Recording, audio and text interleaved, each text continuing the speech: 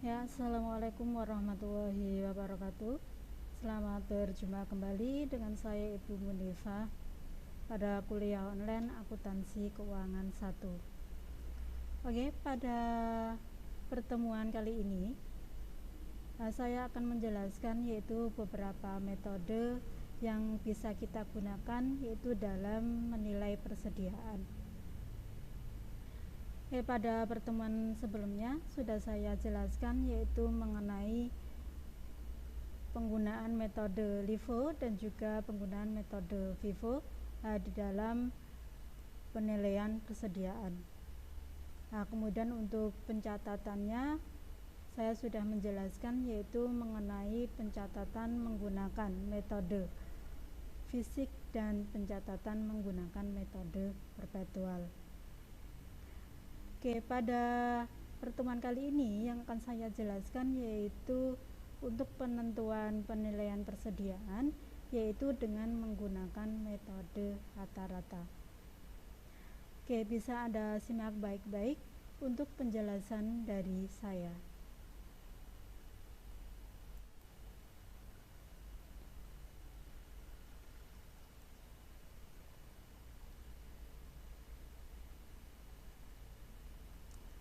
Metode yang ketiga yang bisa kita gunakan di dalam penentuan penilaian persediaan. Selain menggunakan identifikasi khusus, kemudian menggunakan metode FIFO dan juga menggunakan metode LIFO. Yang ketiga, kita bisa menggunakan metode rata-rata. Untuk metode rata-rata ini menjadi salah satu bagian dari pencatatan kuantitas persediaan barang yang siap dianggap sebagai titik tengah, yaitu antara metode LIFO dan juga metode FIFO. Untuk metode rata-rata ini memiliki karakter bahwa barang yang ada itu tidak diperhatikan mana yang masuk lebih awal ataupun yang akhir.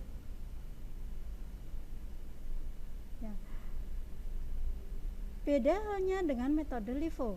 Kalau yang metode LIFO itu yang terakhir masuk itu akan dijual terlebih dahulu. Begitu juga untuk yang FIFO.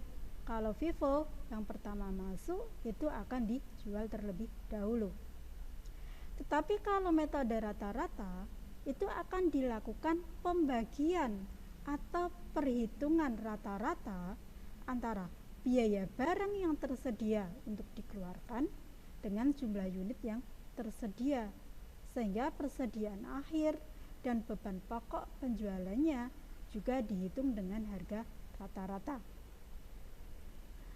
Bisa kita lihat untuk rumusnya. Kalau kita ingin mencari yaitu harga pokok persediaan per unit, yaitu dari total harga per unit, saldo awal dan pembelian, kita bagi dengan frekuensi pembelian dan saldo awal atau banyaknya transaksi pembelian. Kemudian kalau kita ingin mencari berapa total HPP yang terjual, itu dari HPP per unit dikalikan persediaan akhir. Untuk mencari saldo akhir itu dari saldo awal kita tambah dengan pembelian, kita kurangi dengan penjualan.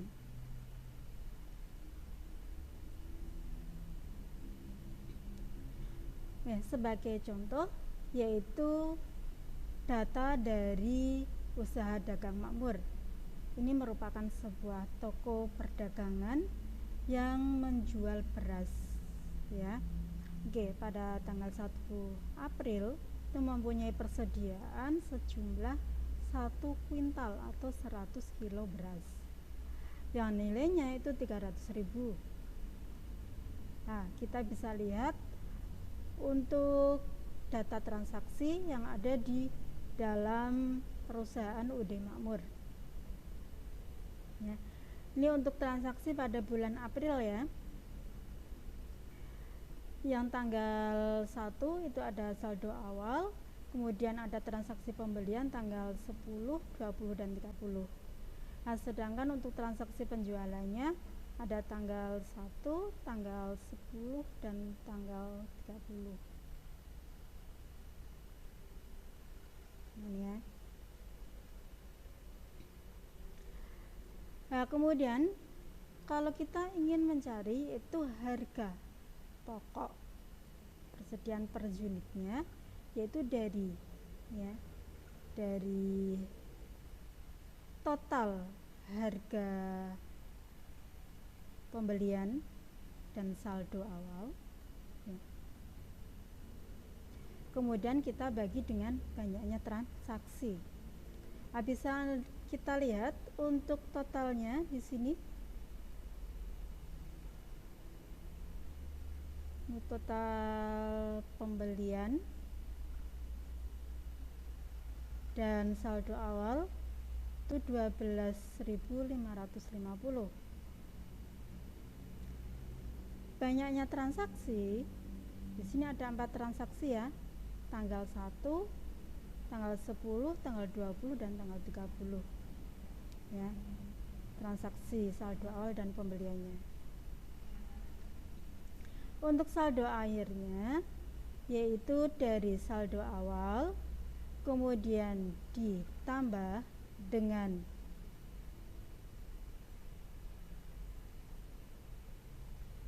pembelian, kita kurangi dengan penjualan.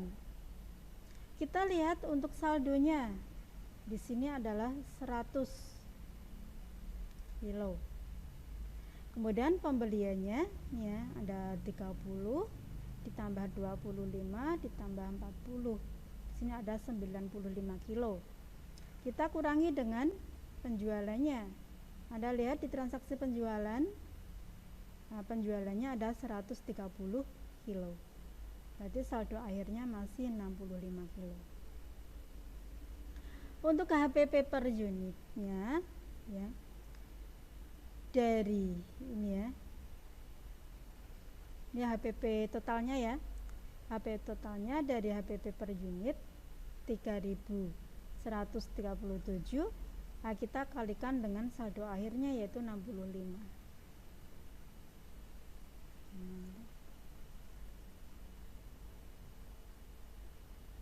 Untuk HPP per unit penjualan.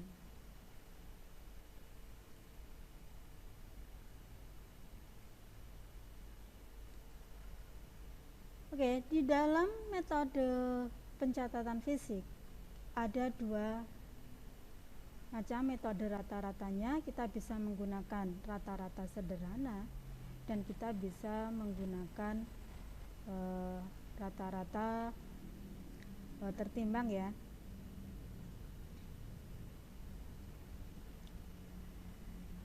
Untuk yang rata-rata sederhana, untuk mencari harga rata-rata per unitnya itu dari jumlah harga beli kita bagi dengan jumlah transaksi.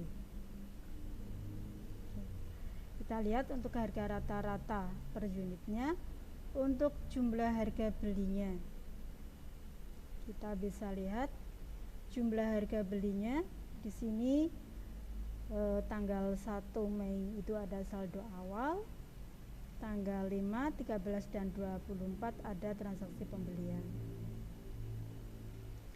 Untuk jumlah harga beli dan saldo awalnya di sini ada 19.500. Nah, ini kita bagi dengan jumlah transaksinya. Di sini ada 4 transaksi ya, antara saldo awal dan pembelian. Dibagi 4. Persediaan akhirnya ya, dari saldo awal ditambah dengan pembelian kurangi penjualan.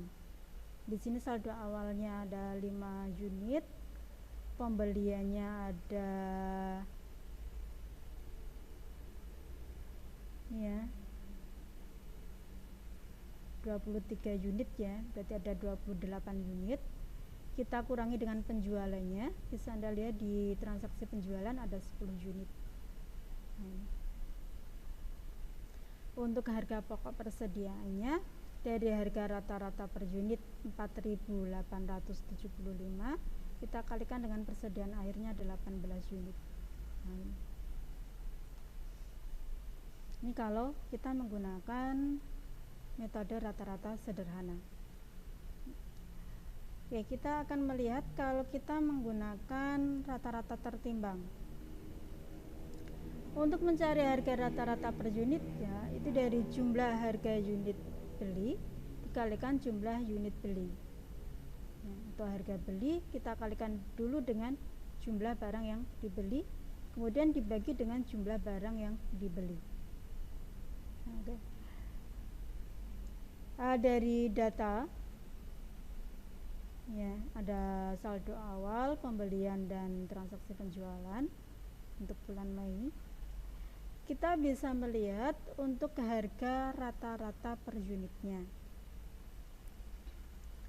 ya, dari harga beli kalikan jumlah barang yang dibeli dibagi dengan jumlah barang yang dibeli. Nah, kita lihat untuk totalnya ya, di sini 130.500 ya. Dari harga beli 7.500 tambah 28.000 dan 45.000 ditambah saldonya 50.000. Kemudian jumlah barang yang dibeli di sini ada 28 unit ya. Ada saldo awal plus pembeliannya. Persediaan akhirnya ya 28 kita kurangi dengan penjualannya 10 unit, ada 18 unit. Maka untuk HP persediaannya dari harga rata-rata per unit 4.660 kita kalikan dengan persediaan akhirnya 18.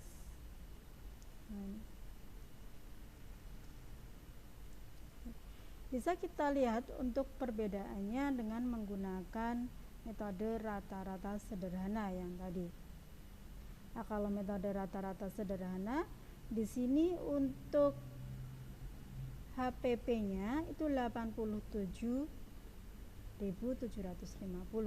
Tapi kalau kita menggunakan yang rata-rata tertimbang itu 83.880. Ya, berarti kalau kita penghitungannya dengan metode yang berbeda, maka untuk harga pokok persediaannya juga berbeda.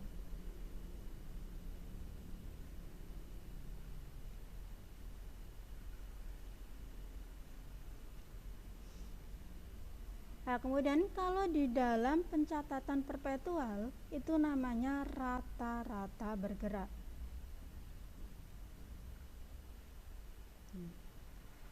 Nah, disebut dengan metode rata-rata bergerak karena setiap terjadi transaksi pembelian, harga rata-rata persatuan itu harus dihitung.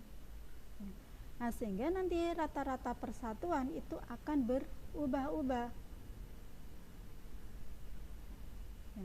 Untuk harga pokok rata-rata persatuan barang yang dijual itu adalah harga pokok dari rata-rata persatuan yang berlaku pada saat terjadinya transaksi penjualan. Nah, berarti nanti kalau kita menggunakan metode rata-rata bergerak ya, berarti untuk harga pokok barang yang dijual itu harus dihitung setiap transaksi penjualan barang.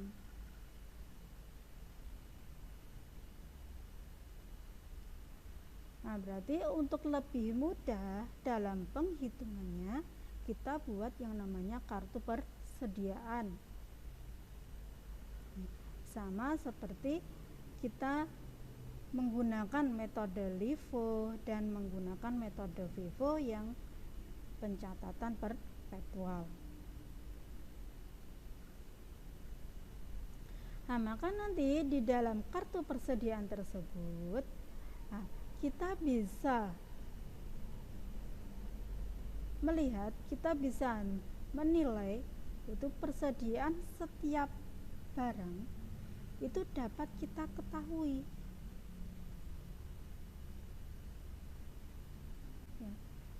Nah, seperti apa untuk kartu persediaan? Nah, formatnya sama dengan Vivo dan Levo yang perpetual ya. Ini untuk contohnya, saya contohkan seperti datanya, yaitu sama seperti yang rata-rata sederhana dan rata-rata tertimbang. Nah, ini ya. Nah, di sini untuk kartu persediaannya itu ada kolom tanggal, ada kolom pembelian, ada kolom penjualan, dan ada kolom saldo. Untuk kolom tanggal ini berisi tanggal transaksi. Kemudian untuk kolom pembelian berisi jumlah barang yang dibeli. Itu terdiri dari unit, jumlah barangnya, harga per unit adalah harga per barangnya. Untuk total itu dari unit dikalikan harga per unit. Begitu juga untuk penjualan. Ini berisi yaitu sejumlah barang yang terjual.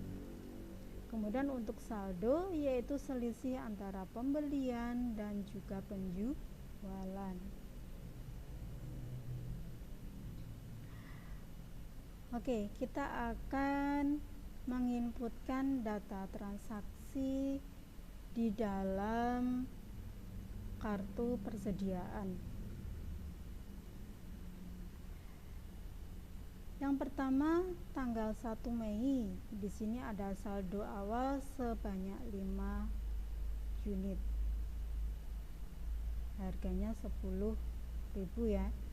Kita masukkan ke kolom saldo.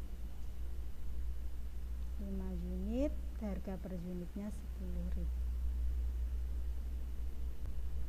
Totalnya adalah unit dikalikan harga per unit. Oke. Kemudian tanggal 5 Mei. Di sini ada transaksi pembelian. 5 unit, harganya 1.500. Kita masukkan ke kolom pembelian. 5, harganya 1.500. Oke. Nah, untuk saldonya, kalau ada transaksi pembelian, nah maka sifatnya menambah di saldo. Nah, maka di sini saldonya berapa? 10. Dari mana? Yaitu dari saldo tanggal 1/5 ditambah pembelian tanggal 5 unit. 10 unit. Nah, kemudian totalnya 50.000 kita tambah dengan total yang tanggal 5 yaitu 7.500. 57.500. Nah, untuk harga per unitnya dari mana? Harga per unitnya dari total dibagi dengan unit. Ya, 57.500 kita bagi dengan 10.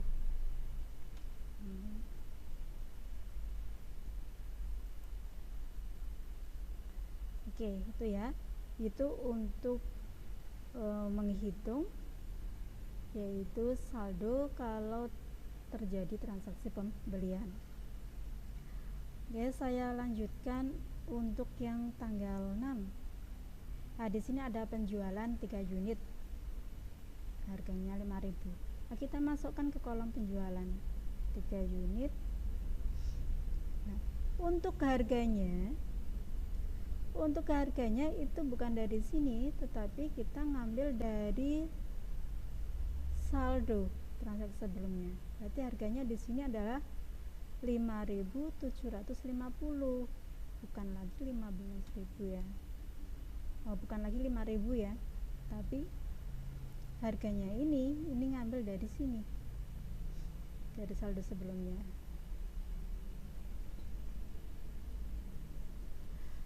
Nah, saldonya karena ada transaksi penjualan maka kan sifatnya mengurangi. Nah, di sini 10 dikurangi 3, 7. Totalnya 57.500 kita kurangi 17.250. Nah, ini 40.250. Nah, itu.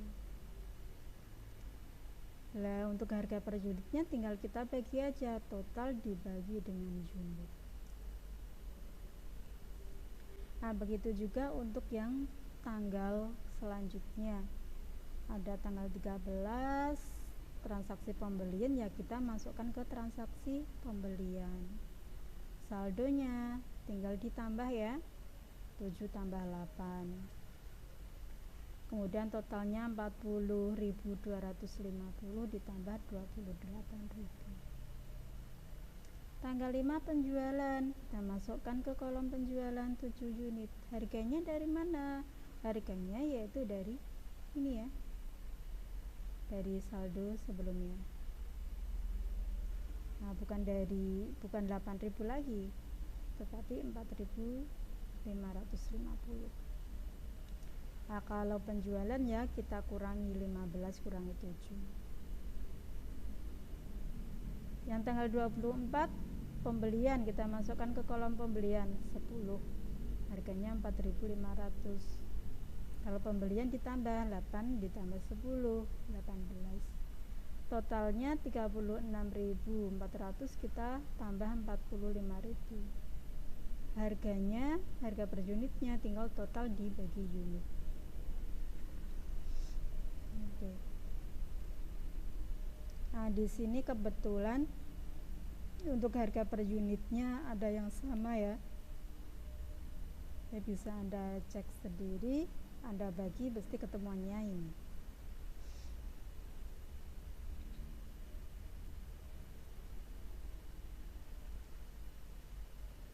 Maka untuk nilai persediaan akhirnya dari 18 unit kita kalikan dengan 81.500 dibagi 28. 28 berarti keseluruhan itu ya.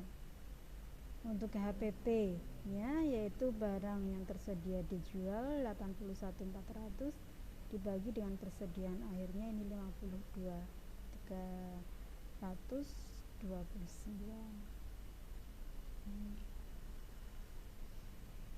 Berarti untuk harganya juga di rata-rata ya.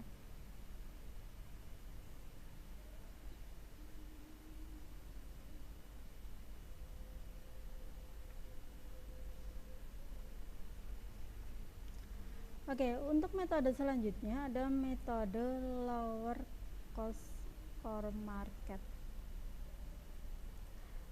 Untuk metode ini bisa kita gunakan terutama bila terjadi penurunan manfaat atau kegunaan persediaan barang tersebut menjadi turun.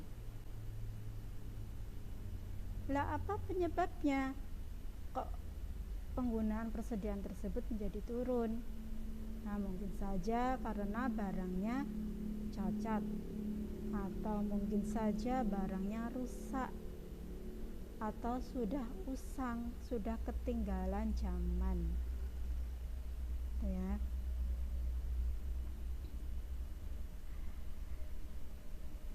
Yang pertama yaitu kita bisa gunakan harga pasar. Harga pasar ini adalah harga pokok pengganti sekarang, baik dengan cara kita membeli atau dengan reproduksi. Nah, dengan syarat harga pasar tersebut tidak melebihi batas atas dan tidak melebihi batas bawah ya. Jadi kita bisa membelinya kembali atau kita bisa memproduksinya kembali. Lah, apa itu batas atas dan batas bawah? Untuk batas atas itu adalah taksiran dari harga jual kita kurangi dengan taksiran biaya penjualan. Untuk yang batas bawah itu dari batas atas kita kurangi dengan laba normal.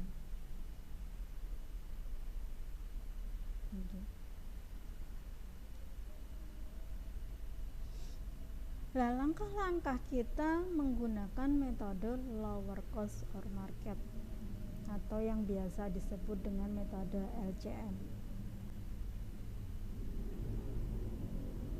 Setelah kita menetapkan harga pokok pengganti, kita tentukan batas atas dan batas bawahnya. Kemudian kita bandingkan harga pengganti, batas atas dan batas bawah, kemudian pilih nilai tengah dari ketiganya. Untuk apa? Yaitu untuk menentukan harga pasar. Nah, langkah selanjutnya kita pilih yang paling rendah di antara cost dan harga pasar. Itu untuk menentukan harga yang nantinya kita sajikan di dalam neraca.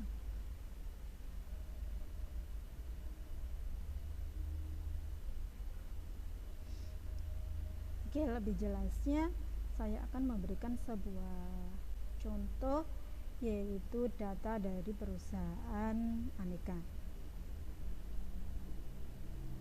Nah, sejak tahun 2017 perusahaan Aneka itu menggunakan metode LCM sebagai dasar penilaian barang dagangannya. Dia menyelenggarakan rekening cadangan penurunan nilai barang dagang untuk menampung selisih antara harga pokok dan harga pasarnya. Ini ya, di sini ada data dari perusahaan Aneka 4 tahun ya, dari tahun 2017 sampai tahun 2020. Ini untuk costnya, nilai penggantinya, dan harga jualnya.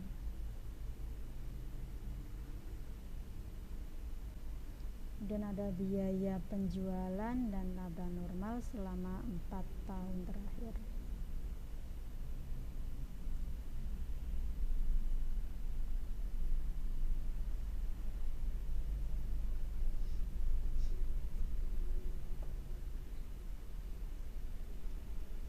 Ya, berarti karena manfaatnya turun, maka di sini biaya tersebut diganti nilainya, kemudian ada harga jual, biaya, dan laba.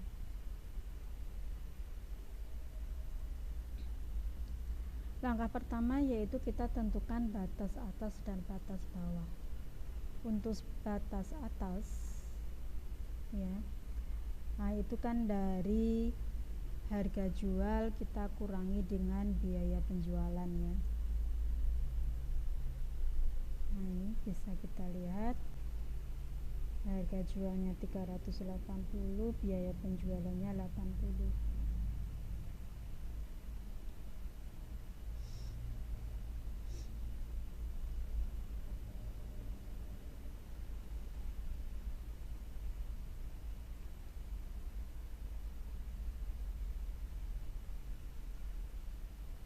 Ya, berarti kan 300.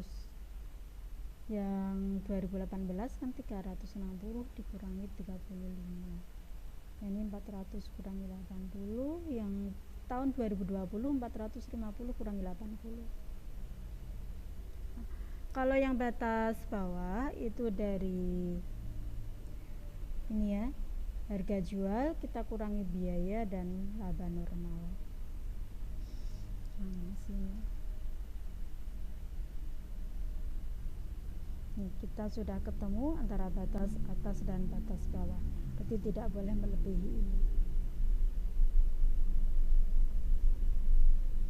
Langkah kedua, menentukan harga pasar.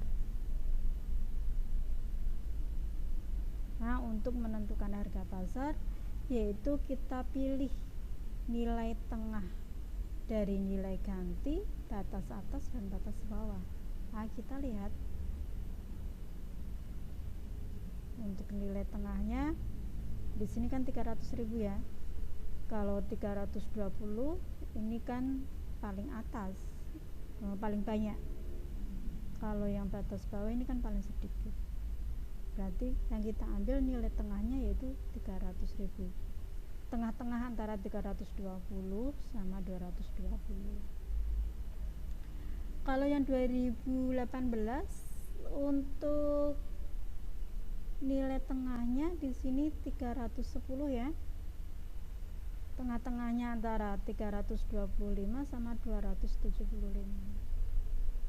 Nah, ini bisa Anda lihat. Berarti nilai tengah antara ketiga harga tersebut. Nah, kalau kita mengambil yang 325.000 ini kan paling besar ya nilainya ya. Kalau 275.000 kan paling kecil. Berarti nilai tengahnya ya ini. Tuh ya. Ini nilai tengah antara harga, nilai ganti, batas atas dan batas bawah.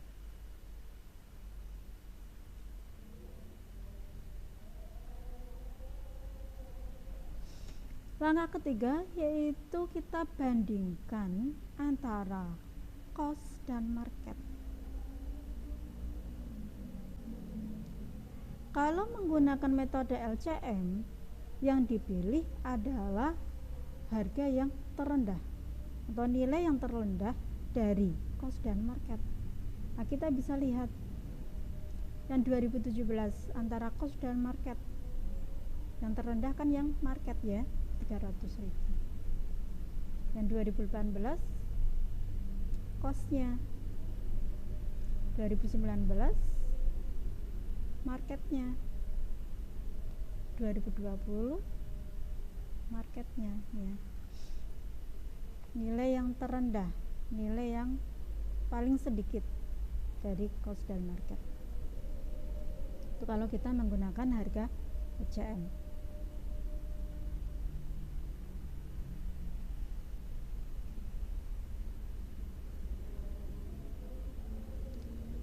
Nah, bagaimana kalau dalam metode LCM bila terjadi penurunan persediaan di bawah costnya? Artinya harga pasar sekarang itu lebih kecil dari costnya. Maka nanti kan persediaan harus disajikan di dalam laporan keuangan sebesar harga pasarnya. Nah, di dalam penilaian persediaan tersebut kita bisa menggunakan metode langsung dan juga metode cadangan. Kalau metode langsung, nanti untuk harga pokok yang terdapat di dalam persediaan akhir itu diganti langsung dengan harga pasarnya. Nah, sehingga nanti kerugian penurunan nilai persediaan itu tidak tampak di neraca. Karena nanti yang dimasukkan adalah nilai harga pokok persediaannya, HPP-nya. Itu ya.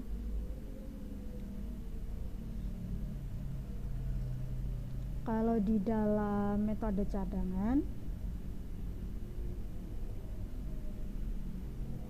untuk harga pokok yang terdapat di dalam persediaan akhir itu tidak diganti, melainkan dibuat rekening cadangan. Nah, rekening cadangan ini untuk menampung kerugian penurunan nilai persediaan. Nah, sehingga nanti untuk kerugian penurunan nilai persediaan itu akan nampak di dalam neraca. Nah, nanti sifatnya itu akan mengurangi rekening persediaan. Ya, berarti cadangan kerugian penurunan nilai persediaan itu rekeningnya. Nah, untuk sifatnya di dalam penyajian di neraca yaitu mengurangi persediaan, sama seperti penyusutan aktiva tetap. Itu kan sifatnya mengurangi aktiva tetap. Seperti cadangan kerugian piutang, itu kan sifatnya mengurangi piutang di dalam laporan neraca.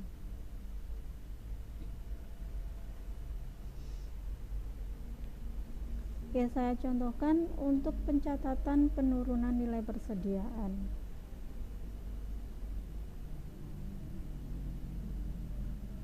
Contoh untuk yang awal periode yang costnya 80.000, marketnya 80.000. Yang akhir periode 95.000, yang costnya marketnya 90.000. Berarti kan pada awalnya itu sama-sama yaitu 80.000 ya nilainya. Nah, kemudian pada saat periode berjalan, kemudian pada akhir periodenya ternyata yang semula 95 menjadi 90. Yang tadinya costnya 95, marketnya menjadi 90. Berarti kan mengalami penurunan ya. Nilai persediaan dari 95.000 ke 90.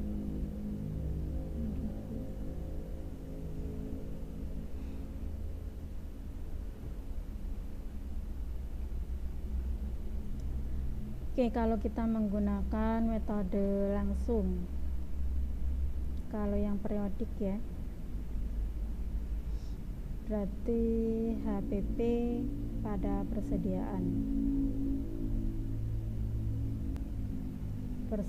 pada HPP. Kalau yang perpetual itu HPP pada persediaan, tapi yang dicatat adalah selisihnya.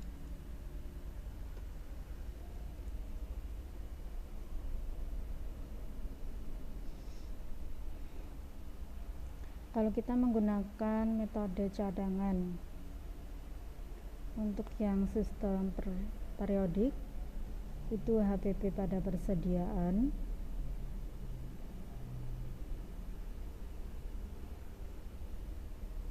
yang awal ya, persediaan pada HPP yang akhir yang market. Kemudian rugi atas penurunan nilai persediaan pada cadangan penurunan nilai persediaan. Ya, tadi selisihnya tadi dari 90 yang cost, yang marketnya 95. Untuk yang sistem perpetual yaitu rugi atas penurunan nilai persediaan dan cadangan penurunan nilai persediaan. Yang dicatat adalah selisihnya kalau yang perpetual.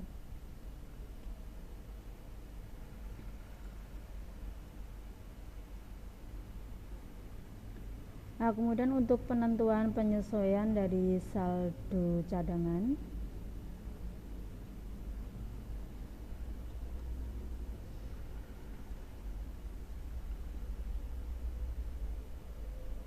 nah, contoh costnya di sini saya contohkan yang tahun 2017 ya. Di sini 350, harga yang dilaporkan itu 300.000. Maka selisihnya kan 50.000 ya. Dari 350.000 kurangi 300.000. Nah, berarti kan penyesuaiannya 50.000. Berarti kan naik ya dari semula 0 menjadi 50.000. Ini kerugian. Kemudian di sini yang 2018 ini masih sama, berarti cadangannya adalah 0. Angka penyesuaiannya min 50.000 ya. Karena di sini kan tadinya 50.000. Ya. 50.000 menjadi 0. Berarti kan kurang 50.000. Berarti kan turun dari 50.000 menjadi 0. Ya, dari 50.000 menjadi 0. Kalau yang 2019 dari 0 menjadi 60.000, naik ya. Kemudian yang tahun 2020 dari 60.000 ini menjadi 40.000. Nah, maka kan turun sebesar 20.000.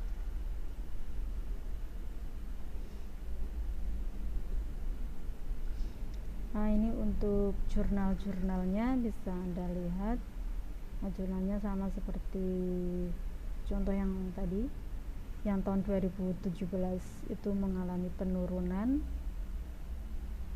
Yang 2018 itu tidak terjadi penurunan.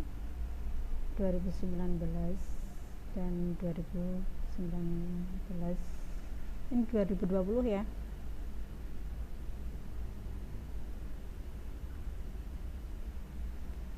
Nah, nih untuk tahun 2020 itu terjadi penurunan 40.000, maka cadangan penurunan harus 40.000, tetapi saldo cadangan yang ada 60.000. berarti kan kelebihan cadangannya sebesar 20.000, berarti laba ini.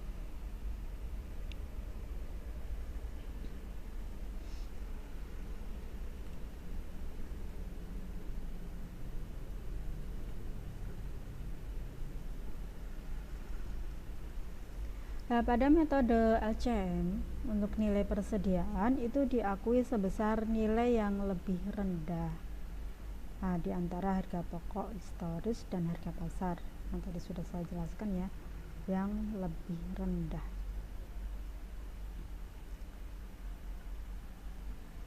Nah, untuk metode LCM ini bisa kita terapkan yaitu untuk melakukan penilaian persediaan secara keseluruhan per kelompok ataupun individu. Nah, contohnya ini saya contohkan untuk barang dompet dan tas ya, dompet A dan dompet B, tas X dan tas Y. Nah, ini untuk cost dar marketnya.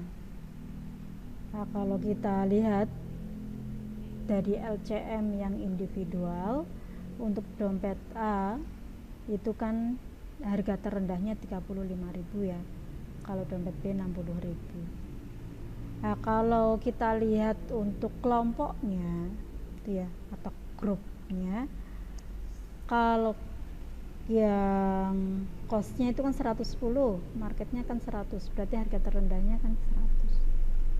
Untuk yang tas X juga sama. Kalau kita lihat per individual, untuk yang tas X itu terendahnya 100, kalau yang tas Y 110.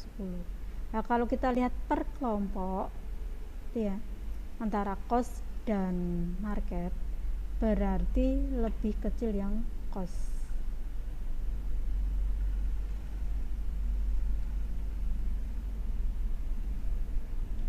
Untuk jumlah persediaannya, nah kalau dari totalnya yang lebih kecil adalah yang market ya, 330 ya. Ini untuk penilaian persediaan individual, totalnya 305, grupnya 325, yang total persediaannya ini 330. Nah, bisa kita lihat ya, berarti kalau metode LCM bisa kita gunakan untuk menghitung nilai persediaan per individual, per kelompok, ataupun secara total keseluruhan.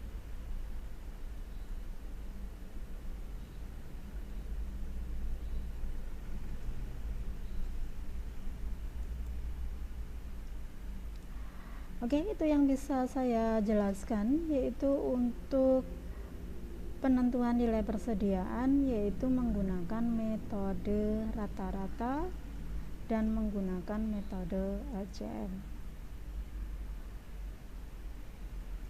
Oke, bisa Anda pelajari untuk materinya. Nanti yang belum Anda pahami, Anda bisa tanya di grup ya, atau di Siakat juga bisa ya.